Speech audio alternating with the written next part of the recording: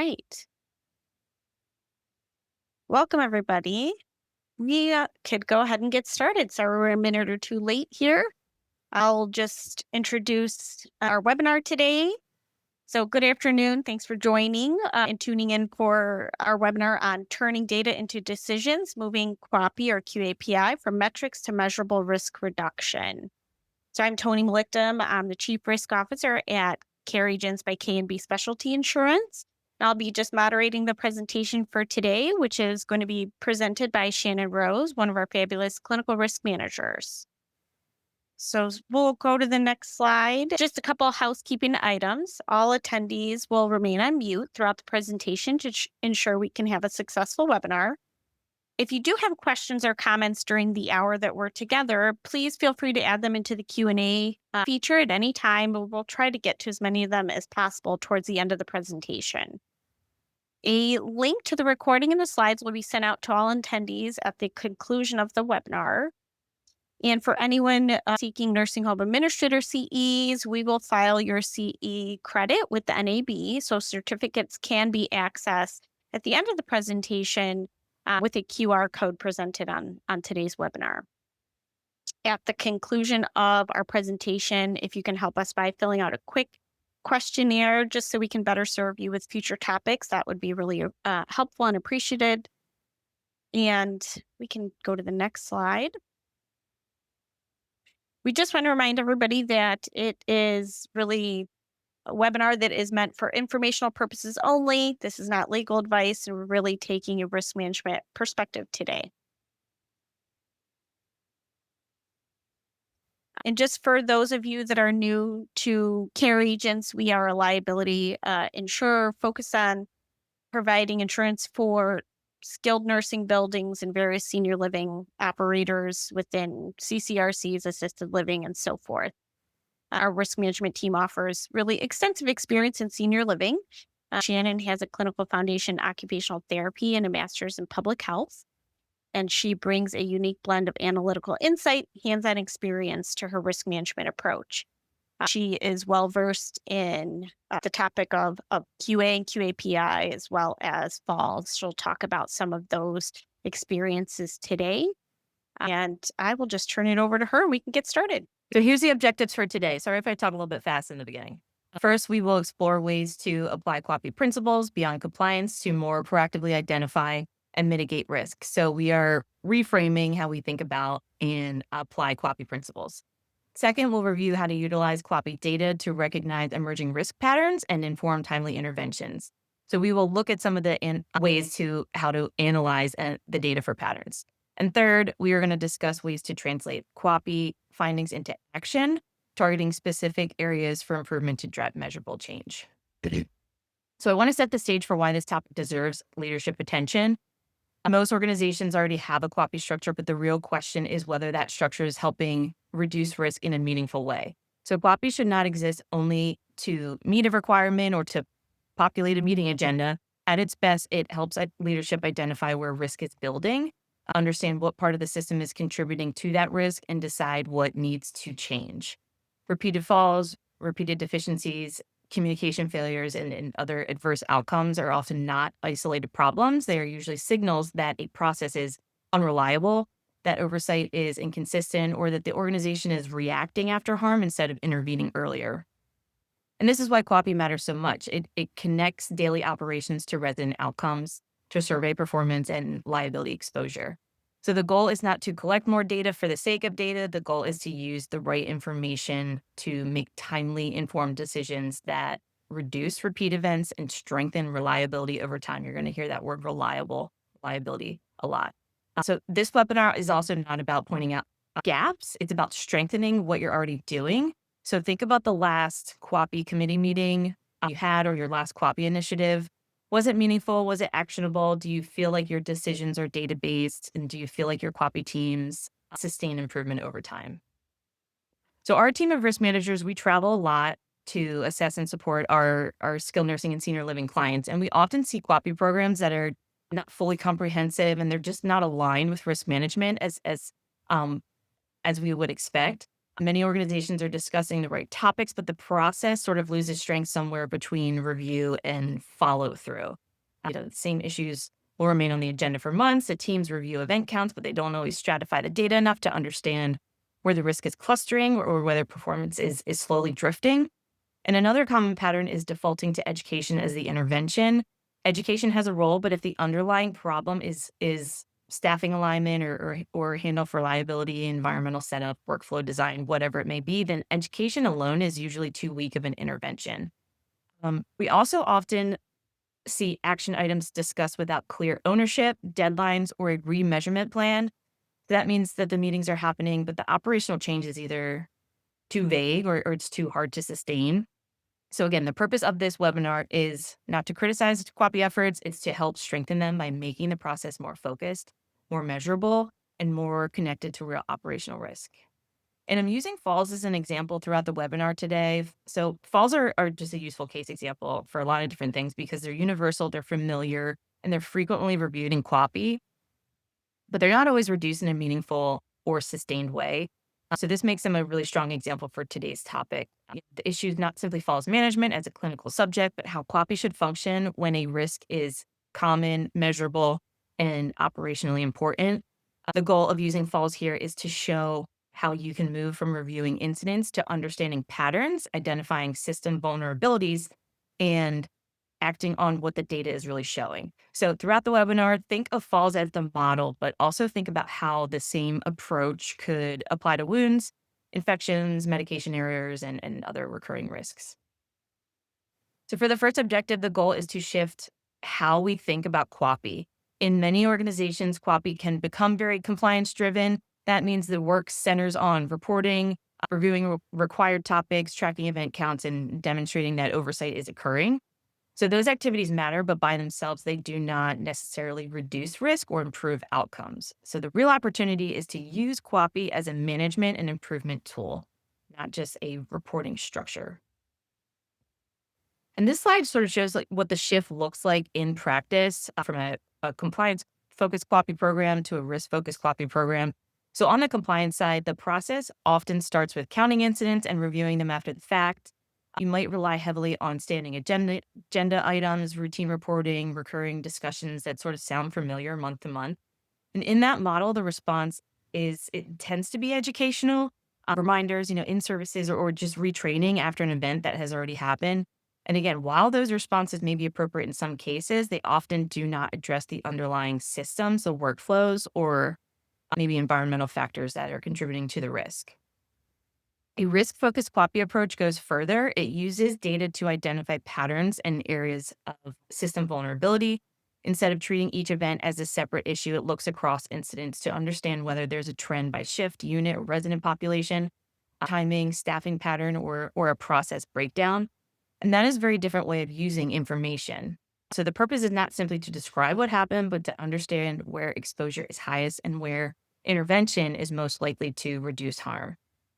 And this also changes the kinds of questions leaders ask. So rather than asking, how many events did we have? The better question becomes, what are these events telling us about our process, our environment, or our reliability? And rather than stopping at discussion, the team translates findings into action with clear priorities, defined interventions, assigned ownership, timelines for follow-up, and methods for monitoring implementation. So in other words, the data really becomes a decision-making tool. It's also easy to focus on clinical measures in QAPI just because so many quality measures are clinically related. But let's go beyond those quality measures. We're going to go beyond compliance and look at some areas that should be included in your QAPI program. So the next few slides call out areas of opportunity, risk, or breakdown that go beyond clinical measures. So these are areas that aren't always measured or monitored or investigated. They do directly relate to clinical care and customer service. And there's sort of ideas that you could include in your QAPI program. I'm not going to read each slide or walk through the measures that are on the screen, but just to give you a glimpse into each area, I will go into detail in the next objective with false data. So the first domain is communication reliability. Communication reliability is one of the most important examples because many claims or survey issues and adverse outcomes relate back to communication breakdowns rather than lack of clinical knowledge or application. Timely provider notification, timely family notification, high quality handoffs, and reliable communication across disciplines, they all directly affect both care and defensibility. And these areas can be measured, they can be monitored and improved.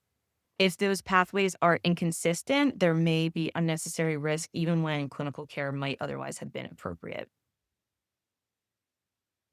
Documentation is far from just a compliance task. It is a major part of defensibility and care continuity. Documentation directly affects communication across clinicians and disciplines and will ultimately impact care and care decisions. Measuring, monitoring, auditing, and improving timeliness, completion of assessments, consistency, and ensuring boxes aren't just checked off, and A plus B equals C. All of this has a direct impact on defensibility should a claim occur. So, in many claims and survey situations, the issue is not simply whether care was provided, but whether the record supports what happened and shows that the team recognized and responded appropriately. And that's why documentation reliability should be measured and trended. Poor documentation practices create both clinical risk and liability risk, and even when the right care is provided. Staff training and competency reliability, it's certainly tied to compliance, and there are plenty of different measures you could track for QAPI, but training and competency requires continuous monitoring, observation, and advancement. Because many system failures they're not gaps in knowledge, but an inconsistent application of skills.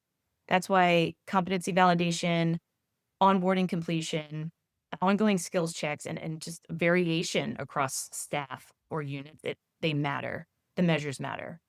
Staff education can be overused as an intervention. I've said that many times, just and probably won't say it again, but it's actually a week on the scale of effectiveness. If you look into the scale of effectiveness of interventions, and if you aren't verifying competency ongoing and monitoring behavior and accountability, then you can say we train them, but you can't say for sure that yes, they can do it reliably under real conditions. So QAPI should help you measure whether education is translating into consistent, observable performance over time. And this slide focuses on follow through, which is where many QAPI efforts really lose strength. So QAPI succeeds or fails based largely on whether leadership assigns owners, it sets timelines, it checks progress, it remeasures, and it requires those remeasurements. If action items are discussed but they're not tracked, the committee may feel productive without actually changing anything. Measuring completion of action items, presence of assigned owners, leadership rounding, follow up on prior decisions, and remeasurement of interventions really helps make accountability visible. Lack of follow through is a common hidden driver of repeated events, which is why leadership accountability should itself be treated as a QAPI measure. A big area of risk is the execution gap or the practice reliability. It's the gap between what the organization says should happen and what actually happens in care delivery. But even if your policies are robust, they really don't mean much if practice does not align. And beyond that, practice needs to align with evidence based standards, be consistent, and be monitored through observation and auditing. So, an example of this is something we talk about with leadership teams a lot when we discuss purposeful rounding. What are your nurses actually doing when they're going into the room to provide care? Let's regularly observe, ensure core needs are met at the time of care, and ensure interventions align with the care plan. Are toileting schedules followed consistently? Any practice that is task-based or checklist-based requires monitoring through observation. Because if something is marked as completed, it doesn't provide real information. Was it actually done? Was it done at the time it's documented for? And this really goes beyond clinical areas. Other departments have these types of tasks or checklists or time expectations. So if you create or use a standardized observation tool that any management or leadership person can use, you can track the data. You can identify the gaps, barriers, inconsistencies, and hopefully act on those trends that you see. And many risks persist not because the organization lacks a policy, but because reliability breaks down in real world implementation. So that's the process to practice reliability, the execution gap.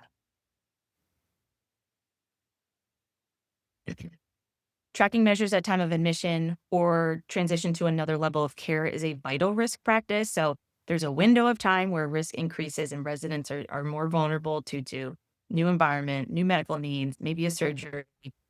So this is when a lot of changes can occur at once.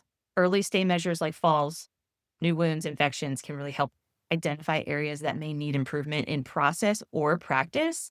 They might be inconsistent in practice, or maybe the practices aren't timely, like admission assessments or care plan completion. Recently, I've seen more and more deficiencies in G tags or IJs due to unavailability of prescribed medications upon admission. So one was for a resident with a seizure disorder, and he didn't receive his medication because they didn't have it, and he had a seizure. So this is very avoidable, right? This is a system breakdown, a process breakdown, a communication breakdown, and saying we called the pharmacy and the medication will be here tomorrow. It's just not really okay because tomorrow's too late. If you're admitting a new resident, new or long term, administering timely medication is a key part of scope of service and quality of care. So tracking outcomes and processes that occur within 72 hours of admission and within that first week, or just readmission, of stay can help you understand if your transition processes are timely, they're coordinated, and they're reliable. And there really are so many areas of risk and insight you can measure that go beyond clinical resident outcomes. So here's just a few of them: the culture of safety and reporting of incidents, care responsiveness and timeliness. You can measure variation in care. Are there any shifts, units, or times where incidents cluster? Maybe agency is used versus not used, or you can compare weekend to weekdays. And you could compare variations for any measure by stratifying the data, which we'll talk about later. Event response. Are your response practices robust? Are they consistent? Does your staff have the resources to do their job based on their workload? If you use any type of technology, it needs to be consistently implemented correctly to make an impact.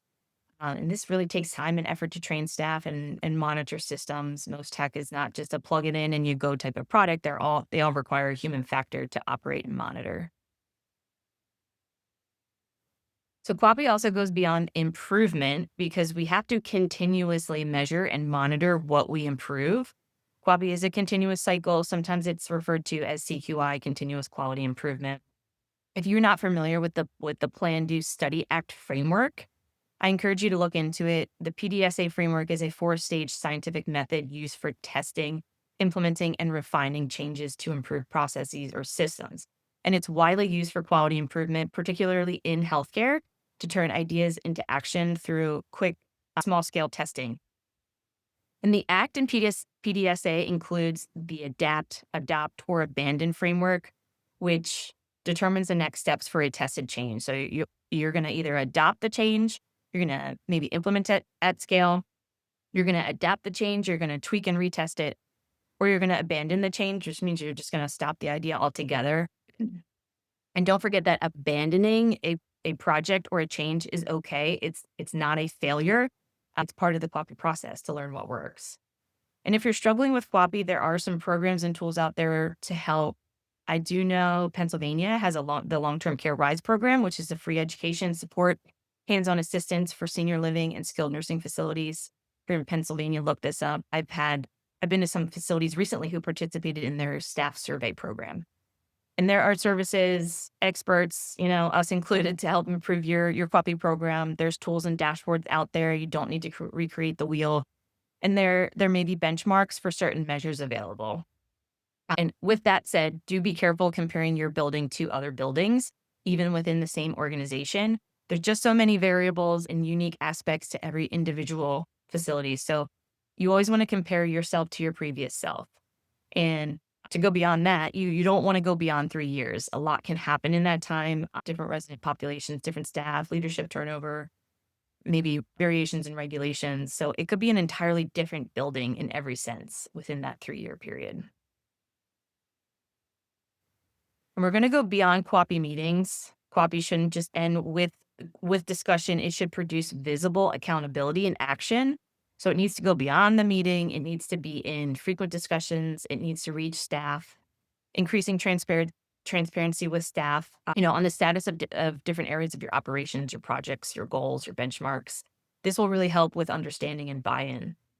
Increasing accountability beyond the QAPI committee meetings, it can really impact continuity and monitoring.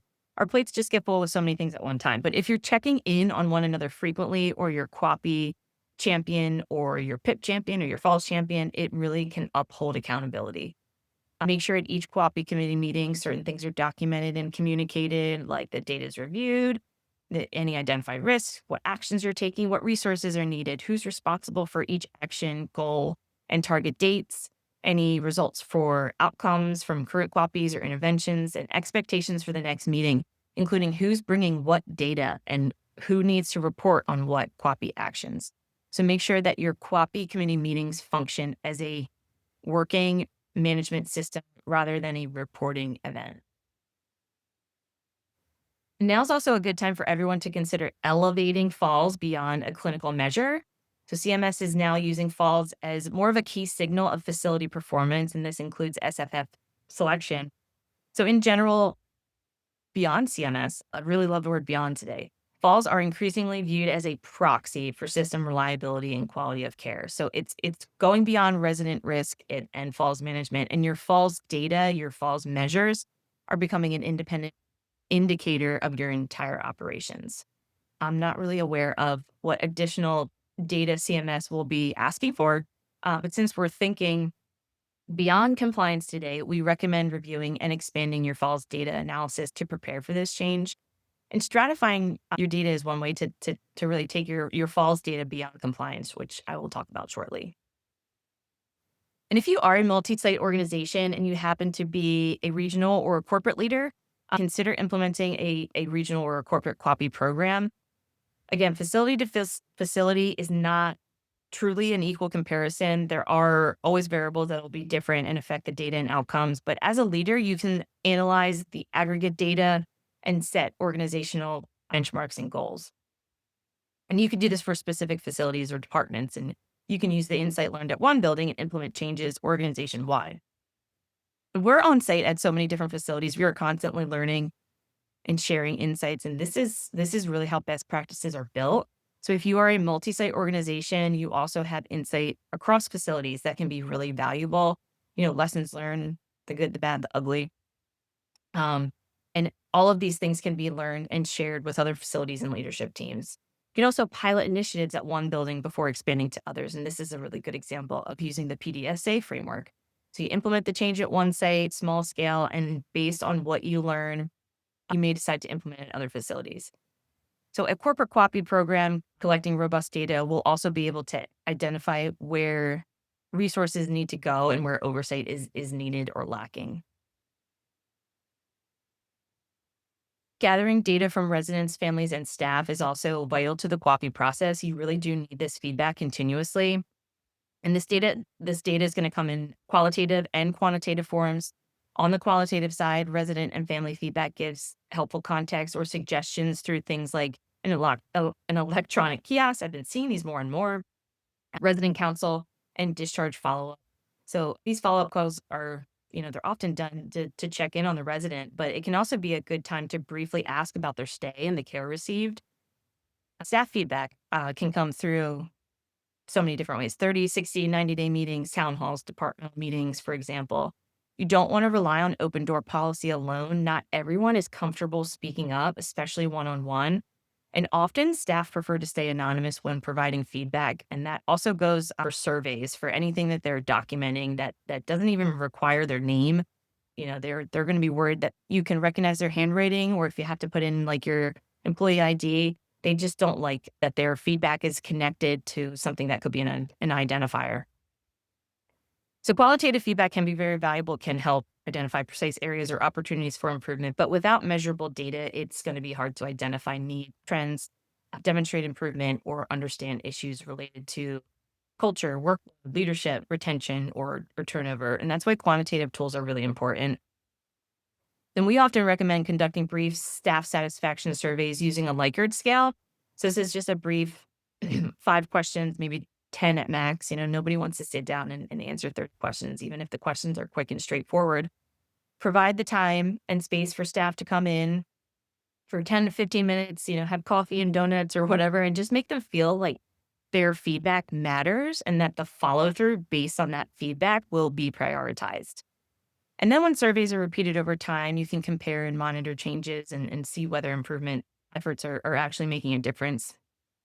And similarly for resident and family feedback, you can ask a question in Likert scale format during the follow-up phone call, or through an email survey, something like that, through the kiosk communication too, and then track those responses to compare and monitor over time. And Likert scale is just like a 1 to 5. I strongly disagree or I strongly agree. So it gives you a quantifiable number for each answer. So if you like some of these ideas and recommendations, but you're not really sure where to start, you could try a self-assessment. CMS does have a pretty good one. It's linked here, but it's easy to find if you search for it.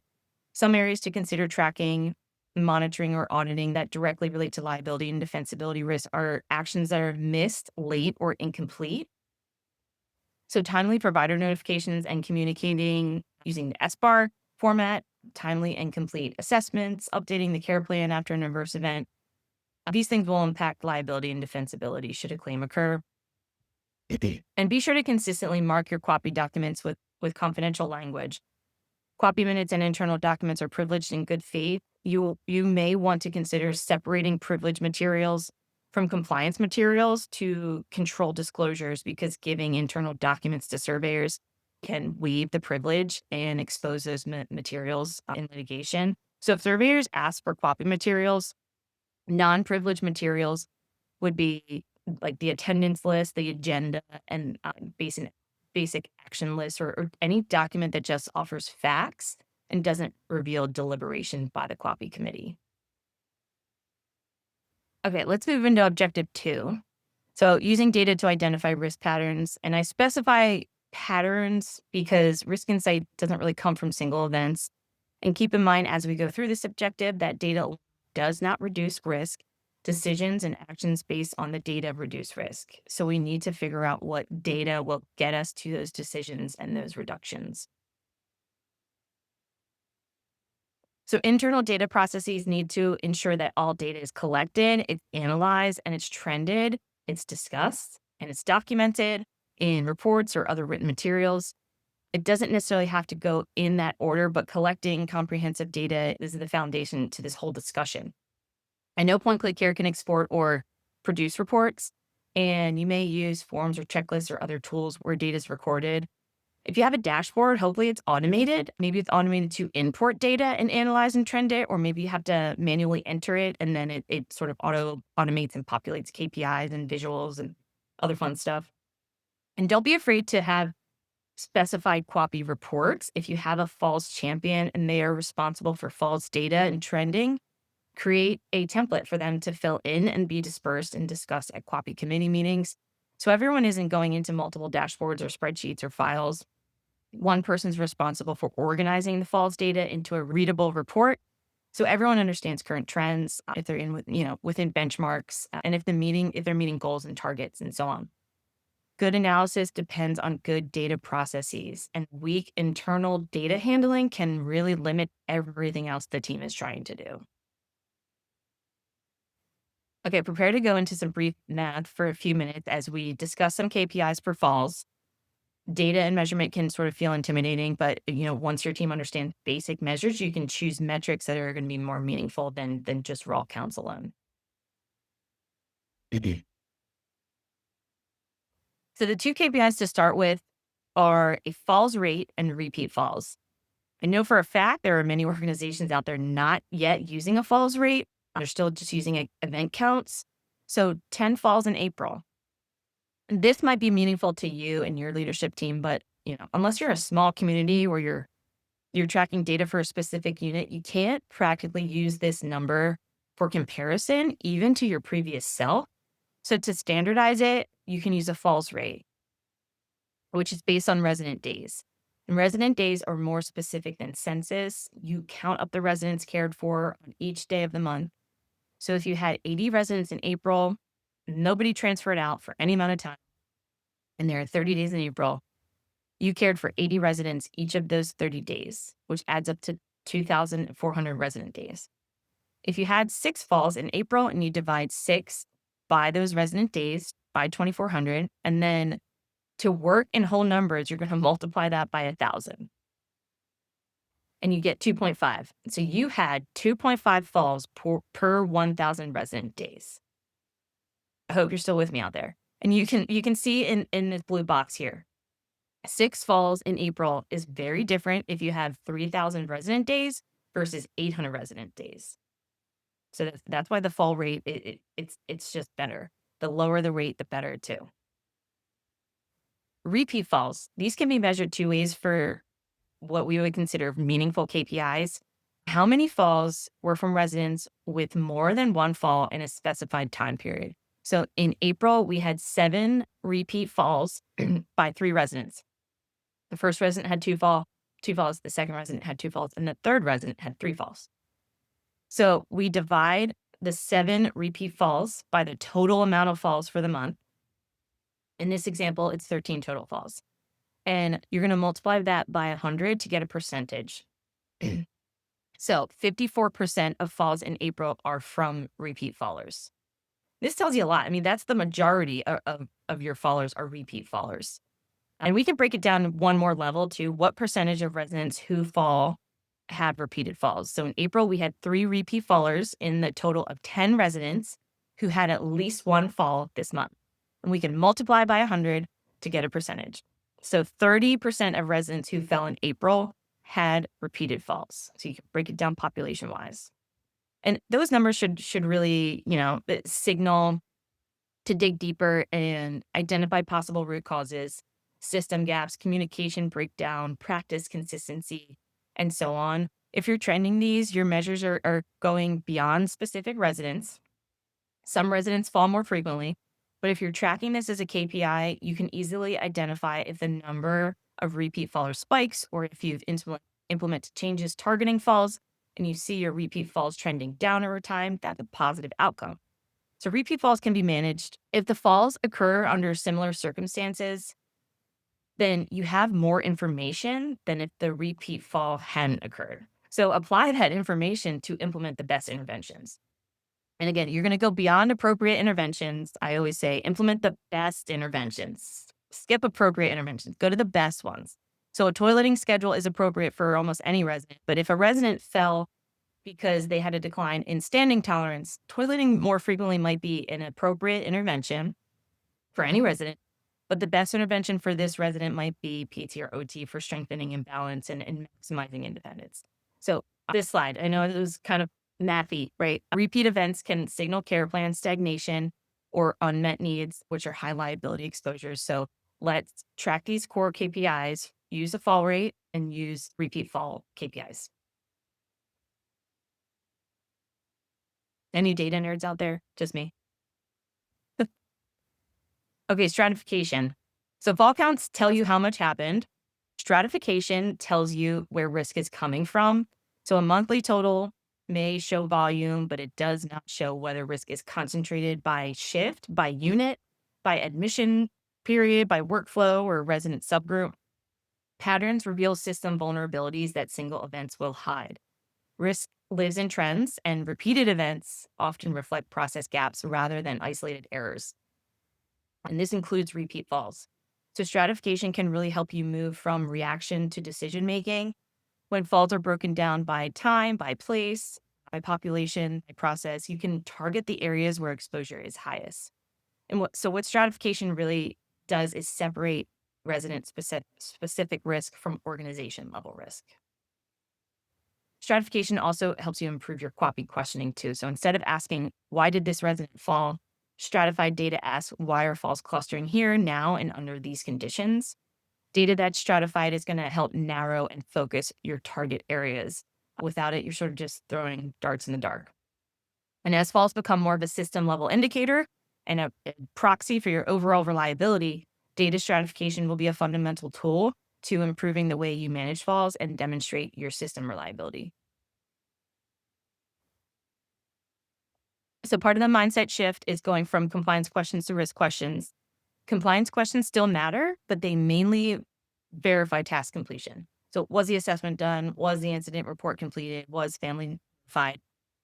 Risk questions go deeper. Descriptive questions are going to ask what happened, where, and when. Analytical questions ask why the pattern's occurring and whether interventions, staffing, communication, all of that are aligned with the risk. Predictive questions are going to ask where the next adverse event is most likely to occur and what trends suggest that rising exposure. And this slide is a really clear expression of going beyond compliance. So QAPI should not stop at confirming what was done. It should help you identify vulnerability before it results in additional harm. And compliance questions ask whether a task was completed, and we want to go beyond that. QAPI questions ask whether the system is becoming safer, more reliable, and less likely to fail again. The next few slides are designed to give you some ideas on potential core KPIs for falls. You want to choose KPIs that help the team understand the drivers behind falls, not just the event counts or the rates even. These here are for environmental and workflow patterns.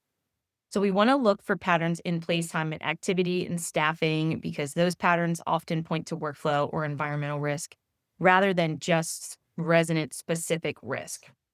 If falls cluster during evenings, shift change, admissions, toileting, or transfers, that's usually a signal to examine staffing coverage or mix, supervision, room setup, response times, or maybe equipment access. So the core question here is what is happening in the place, time, or workflow that makes a fall more likely? And this also helps leadership move beyond the individual event and look at exposure embedded in the environment or daily routine. When it comes to care planning, it's important to know whether interventions are appropriate and whether they are actually being carried out.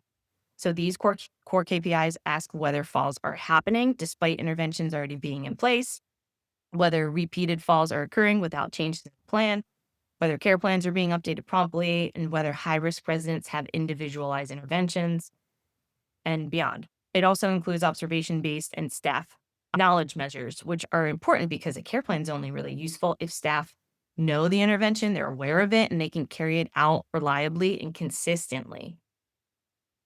So when you're looking at which core KPIs to track, ask not only whether a plan exists, but whether the plan is alive, it's individualized, and it's functioning in practice.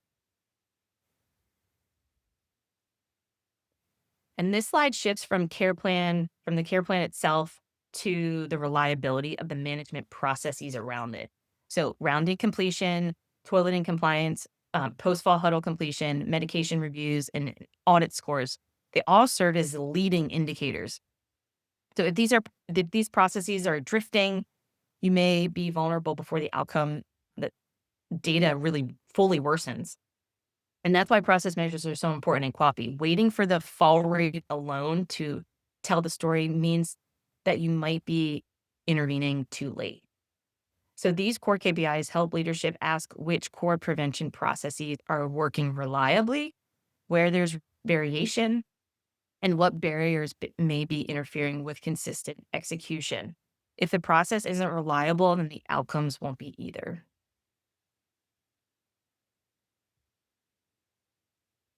You can also track core KPIs to detect drift or slow erosion over time. So risk grows when processes slowly erode. They're not suddenly fail. It often increases quietly rather than dramatically. So you need to watch for trends in rounding, in huddle completion, in care plan plays, missed assessments, competency validation, and variations, those stratifications across teams and times. And this is very similar to tracking process reliability, the slide previous to this, but you're looking for gaps or declines over time rather than specific processes. So this is a type of analysis that will help you intervene before falls escalate.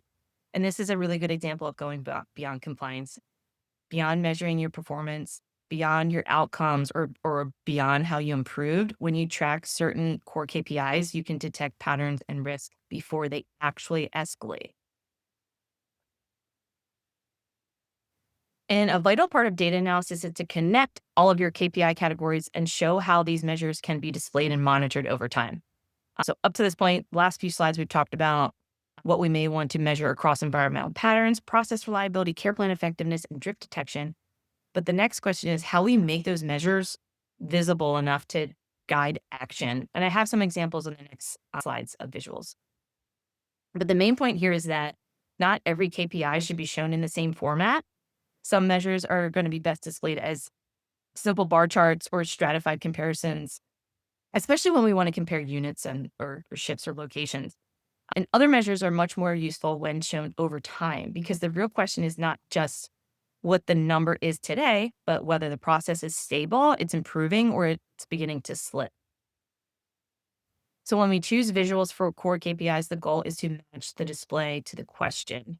Use comparison visuals when we need to see where problems are concentrated, and use trend lines and control charts. This is next slide, when we need to know whether the system is holding, whether it's improving, or whether it's beginning to drift. And here's a practical example of a control chart or using a falls rate. So the only data point you need to create this control chart is your monthly falls rate. So the green fluctuating line in the middle are your fall rates for each month. This center yellow line represents the average of all of those monthly fall rates, and the upper and lower control limits help define the expected range of common variation, which is calculated using the standard deviation, which Excel will do for you, or any other thing will do for you. A calculator. Do calculators still do that? Anybody still using a calculator? So a control chart will help you visually see trends, and it helps you visually see when a measure is getting close to those control limits or it's crossed it, which is a significant event. So in this example, if a measure goes above the upper control line, then you have a significant spike in fall rates, and it needs to be addressed immediately. With most visuals, you don't need to really overreact to a single increase. Not every fluctuation means an outcome or a process has changed or worsened.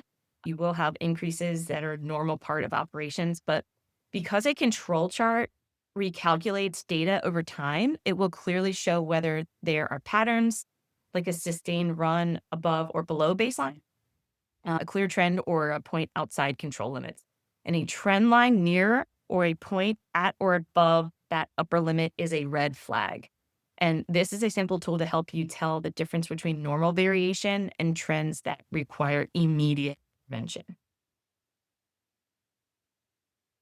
And here's just some examples of how falls data can be broken down by location, by shift change, proximity, and time periods of medication changes. These examples just help illustrate what stratification looks like in practice and why it matters. So a simple total count of falls will not show whether falls cluster around shift change or whether medication changes may be associated with an increase in falls. Trends and patterns really do become easier to see when the data is organized visually around a specific question. And the bottom two blue tables are pivot charts in Excel. The very easy way to stratify your data in many different ways. If you have falls data in Excel, you can play around with these to look for trends and patterns. Just explore Google, go to YouTube, and they will explain how to use pivot charts that are really, really easy. And there's just so many core KPIs you can use to track measures in other areas. So here's just some other ideas that I wanted to drop in here so you can just briefly see. I actually created a list of potential core KPIs as a resource. So if you feel like that would help your QAPI efforts, feel free to email me and I'll send it to you. I think part of the implementation gap in going beyond compliance is it's just not always clear what can be measured or how to measure something. What data and what calculation do you actually use? So I'm happy to send out that resource so you can review it with your QAPI teams and pick some new and useful KPIs to track. And I mentioned KPIs and calculations and visuals. I think another tool that can help is AI. So a ChatGPT program, or I like Perplexity. The aim is not to turn you into data scientists, but to show you that AI can be a tool to work faster and more effectively with QAPI data. AI is going to be most helpful when it supports just your routine QAPI work. It can help just do those calculation rates, there's percentages, those summarize your trends, organize your findings, and identify possible gaps or patterns that deserve a closer look. It can also help create visuals, tables, charts. And there's definitely limitations to using AI, and this is from experience. Better results are going to come from clear prompts and actually having a conversation with AI. Healthcare is sort of this concept to AI, and I've found that it doesn't really sniff workflows and practices from acute care. So if you're conceptualizing QAPI data, it may recommend measuring surgical outcomes or something very clearly, related. outside of our typical scope of service. And it may suggest ideas that sound great in theory, but were not really feasible. They're not practical. And you really want to build something that respects the realities of skilled nursing. Everything AI outputs still requires clinical and operational judgment. So make sure you review everything produced by AI and treat it like a tool, not an answer. And on the right here are just some ideas of what questions or tasks you could ask AI to complete. I happen to love creating templates, tools, forms, dashboards, but if that's not for you, it might be something that AI can create for you. And another important mindset shift is moving from the language of prevention to the language of management. You cannot measure prevention. You can't track what did not occur. You cannot track what you prevented. So therefore, what you're tracking is management, not prevention. So we can measure what occurred and how well risks are being managed over time. So from a risk, liability, and operational perspective, management is the more practical and defensible framework. So in your policies, in your practice, your survey discussions, it's often stronger to talk about risk management rather than prevention. I tried to go through this entire presentation and take the word prevention out because it is, we're used to it, but we're gonna have that mind shift. So our third objective, we will shift from analysis into implementation. And the key concept here is that QAPI loses momentum when risks are identified, but they're not prioritized. When actions they might be too broad or generic, and when results are not tracked over time. I'm just going to jump into it for time's sake. So this is an example of what it actually looks like to move from analysis into action.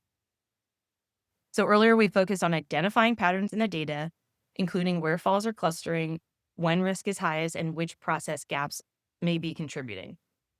This slide shows how those findings are translated into a specific performance improvement project. And I find that almost everyone calls these QAPIs rather than PIPs. I didn't know that, but 100% across the board, everybody calls these QAPIs. But for the sake of today's topic, I'm just going to distinguish performance improvement projects from QAPI because I'm saying the word QAPI a lot. So these are going to be PIPs. So I want to emphasize that a PIP should begin with a defined problem, not a broad intention to just reduce falls. So in this example, the team has identified a 15% increase in unwitnessed bathroom falls on Unit B in the last quarter compared to baseline. When they stratified the data, it showed that 30% of falls occurred before breakfast and 30% occurred before going to bed at night. So they started with a SMART goal, which is a goal that is subjective, it's measurable, achievable, relevant, and timely. So in this example, the SMART goal might be by December 31st, decrease unwitnessed bathroom falls on Unit B by 15% and maintain the overall fall rate within 5% of that baseline for at least 6 consecutive months. So that hits all the SMART goal requirements. The interventions should be tied directly to the pattern that was identified. So if the issue is clustering around toileting and hygiene at peak risk hours, then the response should be focused there. The decisions could include reviewing and updating resident preferences for when they want assistance with morning ADLs or if they need earlier or additional toileting assistance at night. You may decide to focus on purposeful rounding after residents have returned from dinner to address core needs predictably. Clustering of bathroom falls should also trigger environmental safety checks. So have maintenance check all the bathrooms for adequate lighting, secure grab bars, adaptive equipment, anything that could require maintenance. And standardized same shift huddles. So this is something we really highly recommend to conduct a very timely post-fall huddle at the scene of the fall and include anyone who has recently interacted with the resident or anyone who frequently interacts with the resident, maybe like an activities team member possibly. And the goal is to gather all observations and information to identify root causes and implement the best interventions based on those details. So using a standardized form can really help guide this huddle and will become a QAPI document that can be discussed further. Walk Design is a great program. If you have a restorative nursing program, the residents in this example would benefit from the timely mobility and just the general strengthening and muscle maintenance that comes with that. And lastly, this team may want to add activities between dinner and nighttime, maybe at shift change to ensure residents aren't in their rooms and attempting self-care. So this is just an example of following through with the data to ensure QAPI is actionable to attain and sustain improvement. The data here could have been stratified in other ways. Many other interventions might be possible here. This is just a brief example of how you take the data through the next steps. And continuing with that PIP example, we then need to choose measures that give us a full picture of whether the change is working. So in QAPI, it's not enough to just track only the final outcome. We also need to know whether the intervention was actually carried out as intended and whether it created any unintended consequences somewhere else in the system. So this slide defines three measurement categories that are essential for improving projects: process, outcome, and balance measures. Process measures answer, did we do it? In this example, that means asking whether targeted rounding actually happened or whether same shift post-fall huddles were completed consistently. Outcome measures answer, did it work? These are the measures that tell us if we are improving. So here we're measuring unwitnessed bathroom falls, and any of those falls that result in injury would be appropriate too. Balance measures ask if we created more risk. So for example, if we implemented a restorative nursing program and have a current full-time CNA lead that program, we also need to watch whether staff overtime increases, other clinical care areas are timely, or maybe call bell response times increase. So this framework just helps organizations avoid a narrow view of success. So if we're only looking at outcomes, we may miss the fact that the intervention was never implemented reliably. If we only look at process, we may prove that staff completed tasks without actually improving safety. And if we ignore balance measures, we may solve one problem while creating another in a different part of the system. So that's why all three types of these measures matter. Together, they really help you decide whether the intervention was implemented, whether it improved outcomes, and whether it is sustainable in real operations. And this slide highlights one of the hardest parts of QAPI, which is sustaining improvement over time. So on the left are common reasons changes fade: weak monitoring, staff turnover, limited buy-in. Regression's normal, and that is exactly why sustainability has to be an active leadership function, not something we assume will happen on its own. And on the right are the things that help changes stick: ongoing review of key measures, clear ownership, regular communication, and integration into daily workflow. Sustained improvement tells a very different story than short-term success, especially from a risk and liability standpoint. The real test is not whether a change worked during rollout, but whether it is still happening and still working months later. And sustaining improvement requires three different types of follow-up. So auditing, monitoring, and observing. Auditing refers to whether the required steps are documented and completed, such as assessments, care plans. Monitoring looks at the data over time, so including those KPI trends, process and outcome measures, variation, and whether improvements are being sustained or beginning to drift. And observation looks at real practice. So what are your staff actually doing? How do workflows function across shifts? And are there any gaps that might exist between policy and execution? All three of these matter. And continuous auditing and monitoring are never punitive. They are how you confirm that the change is real, consistent, and still working after rollout. Continuous improvement really depends on continuous communication. One of the biggest mistakes organizations make is treating QAPI like it only happens in a quarterly or monthly committee meeting, when in reality, the communication has to be ongoing if you want the work to stay active. So daily communication is where you're going to handle event reviews, shift-to-shift awareness, and immediate follow-up on falls or near misses. Weekly communication is going to give the team a chance to step back, look for patterns, talk through barriers, and make sure that the intervention's still being carried out as intended. Then monthly communication is where KPI review, your formal QAPI discussions, and leadership decisions about next steps, accountability and remeasurement. That's going to come together.